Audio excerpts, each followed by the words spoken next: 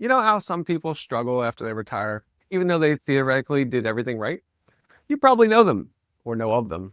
Picture the person bored at home, not sure what to do with themselves, way too much TV, nowhere to go, always just kind of passing time, but not actually doing anything.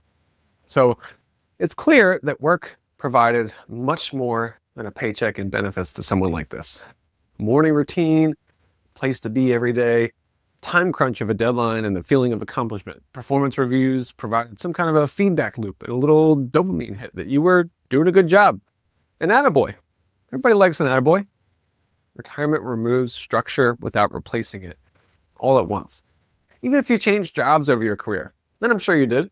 Going from working to not working is an enormous life transition. You're suddenly doing the trapeze without a net. And there are very little resources out there about retirement that help you navigate the non-financial aspects of this enormous transition. So it's a bit of a double whammy because retiring forces you into this huge life change and thrusts you into a very complicated math problem at the same time. Suddenly, you have to make sure you occupy your time, spend enough money to enjoy yourself, but don't spend so much or too much that you actually run out of money. So a lack of structure feels like financial risk, even when it isn't. So when you were working, saving a little bit of your paycheck felt productive. Spending it feels like you're doing something wrong, or you could do something wrong. Suddenly, the way that you keep score has changed. So instead of watching your account balance go up, you're watching it maybe tread water or go down as you spend money. Now, that should be a good thing, but there's a lot more ambiguity to sustainable spending than there was to saving what you could. Someone that never really worried while they were working might suddenly find themselves second guessing what feels like every financial decision. The accumulation stage of your life is simpler in that your effort at work translated to an ability to save, providing just even more reassurance that you were doing the right thing when you were working. Now, the retirement stage of your life has presented you with decisions that give you lots of opportunities to second guess yourself. And there's nobody to turn to unless you're working with maybe a financial planner. So you're in charge. The great thing about being in charge is you get to make all the decisions. The terrible thing about being in charge is you get to make all the decisions. So having that feedback loop that you got at work removed that tells you you're spending too much because you're spending more than your paycheck, it's gone. So unlike your working years, there is no mechanism for reassurance that you're doing a good job. Spending money doesn't feel productive, even when it's appropriate or, dare I say, recommended. The first few years of retirement can be the tone setters for a lot of new retirees. The habits they develop, they kind of become a baseline.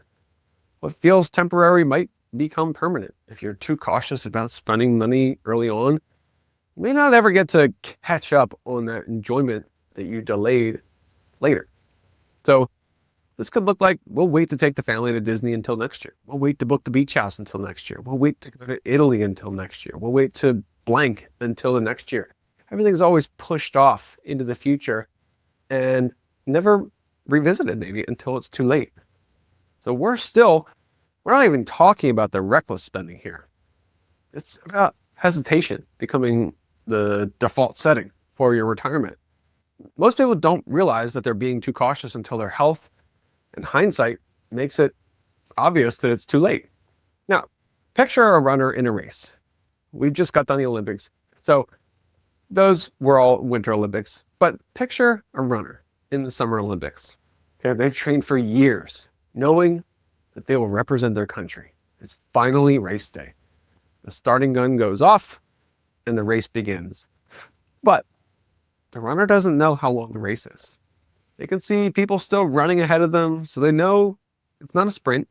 They run slowly, trying to conserve energy, not sure how much longer they're going to have to run for. But finally, they turn a corner and they see a finish line. So they realize that they could have been running faster the whole time. They start to sprint. Although they managed to make up some time and catch up a little bit, they still finished the race with plenty of energy left and a sense that they could have done more. And that's what retirement looks like without a plan. We don't know how long you will live for. Of course, We want to make sure that you're going to have enough money in case you live for a very long time. But we also want to make sure that you enjoy yourself along the way. So this isn't about splurging. It's not about ignoring the real risks that retirees have to face. It's about enjoying your wealth while you have your health. This doesn't have anything to do with confidence or technical knowledge about retirement planning. Your brain is trying to protect you when it says, ooh, I don't know if we should spend that money. It just doesn't know what enough looks like anymore. Not spending money. It's just a human response to uncertainty about the future. If retirement feels harder than you thought it would, it doesn't mean you're doing anything wrong. It means the problem you're trying to solve has changed. So if this sounds familiar, or you already know you might struggle to actually spend your money, I write a short weekly note about navigating this phase of your life without fear or fluff. You can subscribe below if that would be helpful.